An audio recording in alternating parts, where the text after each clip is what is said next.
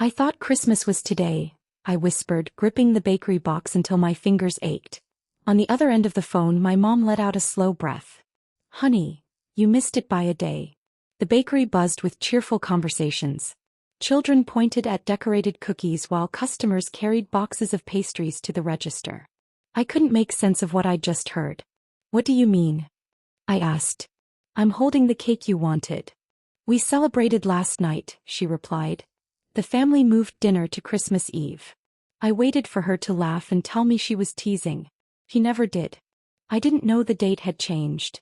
We thought someone told you. My stomach dropped. I searched my memory for a call, a text, an email, anything that might explain what had happened. Nothing came to mind. I'd left work early so I could be there on time, never imagining the celebration had already come and gone. I never got a message, I said quietly. My mom sounded just as confused. I don't understand. Everyone believed you knew. The call ended, but I remained where I was, staring at the cake in my hands. Around me, Christmas carried on as if nothing had happened. For everyone else, the holiday was still unfolding. For me, it was already over. I carried the cake to my car and placed it on the passenger seat before climbing behind the wheel. I locked the doors, took out my phone and began searching. First, I searched my messages for Christmas, then Eve. Nothing. I checked archived conversations, deleted messages, emails, and voicemail. There was no mention of a date change anywhere. Maybe I'd overlooked something. I opened my calendar. The event still showed Christmas dinner for today. I called my older brother. You didn't know? He asked. No. Did you? Mom told me everyone had been informed. Who told you? He paused. I assumed Anna. After we hung up, I called my aunt. I thought your cousin had spoken to you, she said. Which cousin? Anna. That name stayed with me. I called Emily next. She sounded surprised when I asked whether Anna had contacted her. She said she talked to you weeks ago, Emily replied. About Christmas? Yes. She said you understood the plans and wouldn't be joining until later. I never spoke to her about it. Emily went quiet. You're sure? I'd remember. When the call ended, I sat staring at my phone. Until then, I'd been looking for a simple mistake. A forgotten message, a missed call, or something I'd accidentally deleted. But there was nothing to find. Everyone seemed certain I'd been informed. And somehow, every explanation led back to Anna. The following afternoon, I drove to Mom's house with the unopened cake in the passenger seat. She opened the door before I knocked twice and pulled me into a brief hug. Inside, the house still carried traces of the celebration. Half-packed decorations crowded the hallway, used dishes sat beside the sink, and framed photographs from the previous evening covered the kitchen counter. I picked up the first picture. Everyone was there. I checked another. Still no sign of me. Mom noticed. I should have called you myself, she said. Why didn't you? She looked toward the kitchen. Anna organized everything this year. She said she'd handle the invitations and make sure everyone knew the plans. I set the photograph down. Did she tell you she'd spoken to me? Mom nodded slowly. She said you knew. My uncle entered carrying a stack of leftover containers. When he saw me, he stopped. I thought you were working, he said. I wasn't. His eyebrows lifted. I thought that's what Anna told us. A cousin arrived a few minutes later to collect some dishes. I asked how she'd heard about the changed plans. Anna messaged me. Another relative gave a different answer. She called me. Someone else said Anna had told them I'd decided to spend the holiday elsewhere. I listened without correcting anyone. Their stories weren't matching, yet each person seemed completely convinced by what they'd heard. Before leaving, I placed the unopened cake on Mom's counter. She looked at it, then at me. You really had no idea? I shook my head. For the first time, I understood that the problem wasn't simply that I had missed the celebration. Somewhere between the planning and the dinner, a version of my absence had been created, and everyone had accepted it without asking me directly. I decided I wasn't going to confront Anna yet. I needed to know exactly what had happened before I accused anyone. I started with my phone records. I checked every call and message from the weeks leading up to Christmas. Anna's name appeared several times, but none of the calls matched the conversation she was supposed to have had with me. Then I checked my work schedule. I had requested Christmas Day off months earlier, and my manager had approved it. There was nothing showing that I had planned to work. I opened the old family group chat and scrolled through the messages. A conversation from months earlier caught my attention.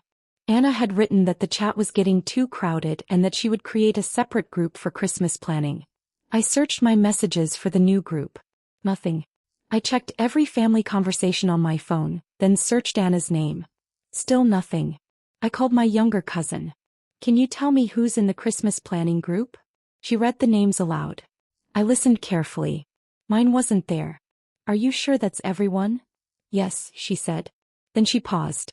"Wait. You aren't in it." "Exactly." She sounded genuinely surprised. "How did I never notice that?" "That's what I'm trying to figure out." After we hung up, I wrote everything down.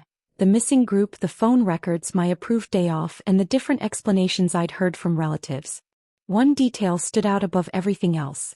Everyone had assumed I knew about the new plans because Anna had told them I did. But she had never contacted me. I closed my notebook. I still didn't know why she had done it. But I finally knew where to look for the answer. I kept my discovery to myself. If I told everyone what I suspected, the answers might change before I understood the whole picture. So I started asking questions casually. My aunt was the first. Over coffee I asked, "What did you think I was doing on Christmas?" She didn't hesitate. "Anna said you volunteered to work." "I didn't." Her expression changed. "Really?" A few days later I called my cousin Mark. "Why did you think I wasn't coming?" "Anna said you wanted to spend the holiday alone." "She told you that?" "Yeah. I thought it was your choice." My uncle had heard something completely different. "I thought you were celebrating with friends," he said. "Anna mentioned you'd made other plans." I thanked him and said nothing more. Then I spoke with my grandmother. She believed I had been too exhausted from work to attend. Another cousin thought I was arriving later. The stories kept changing. I wrote each explanation down without adding my own assumptions. When I compared them afterward, the pattern was impossible to miss. Anna hadn't given everyone the same excuse.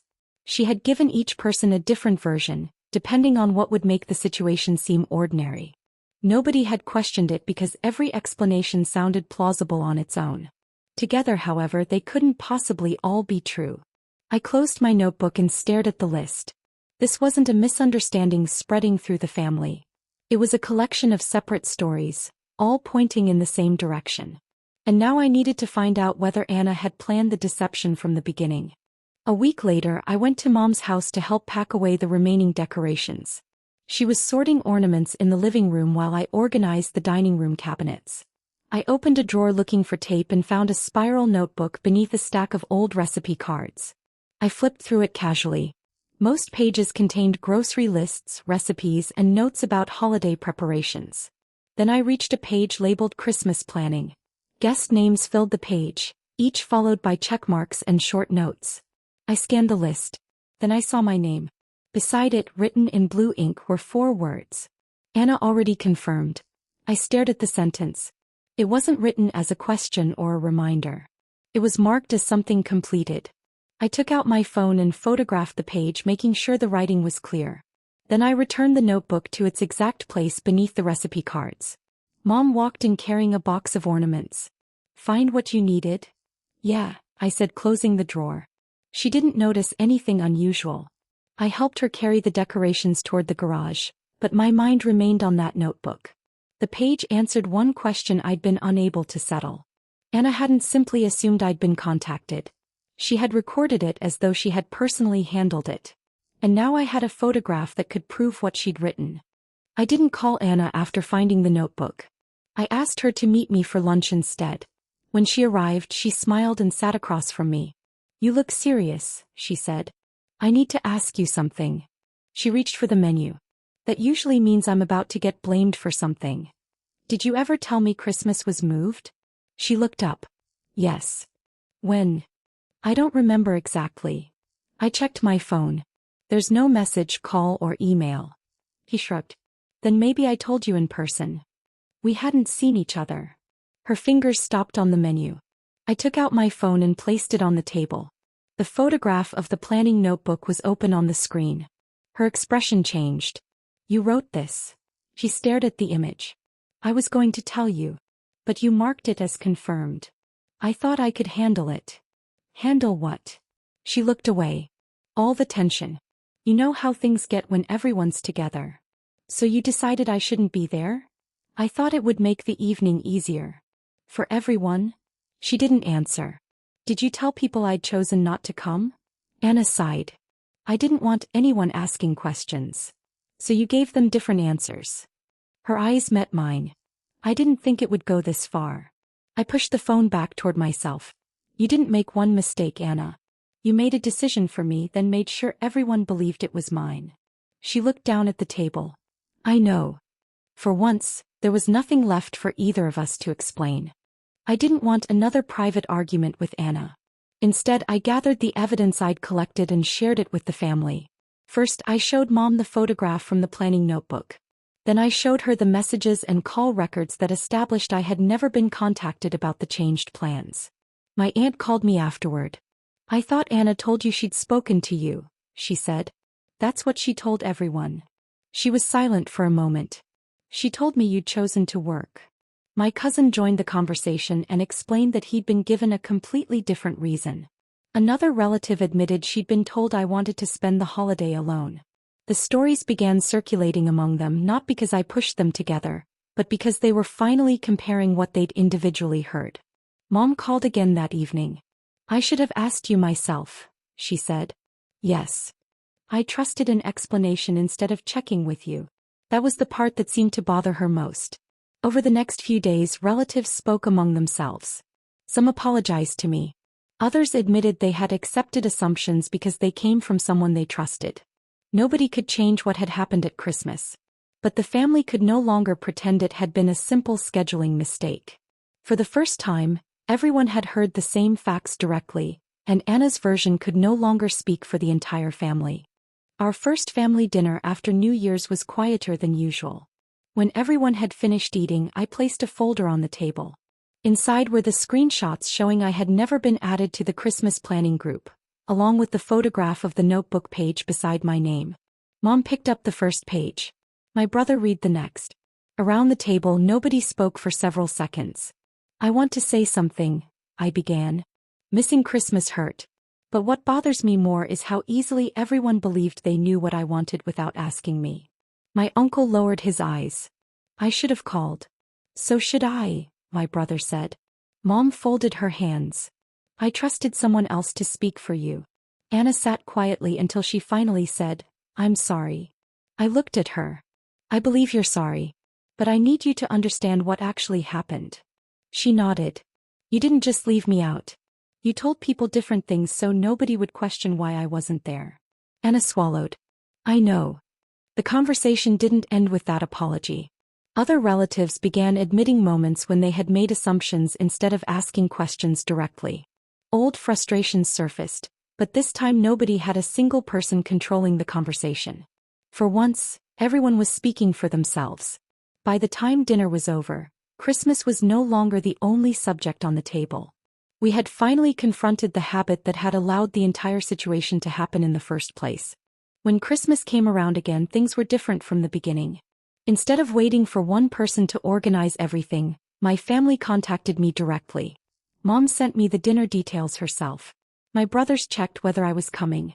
Even my aunt called to ask what dessert I wanted to bring. On Christmas morning, I stopped at the same bakery. The cashier recognized me. Another chocolate cake? I smiled. Another chocolate cake.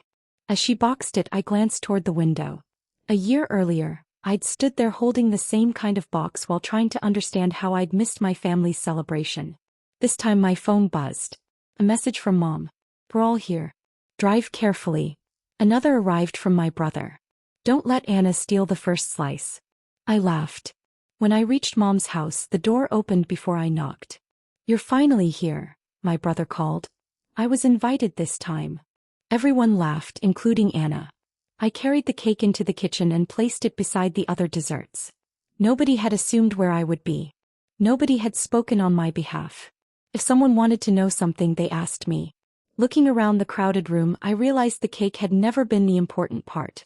A missed dinner had exposed a family habit that none of us had noticed until it hurt someone. This time, I wasn't walking into a celebration wondering whether I belonged. I already knew I did.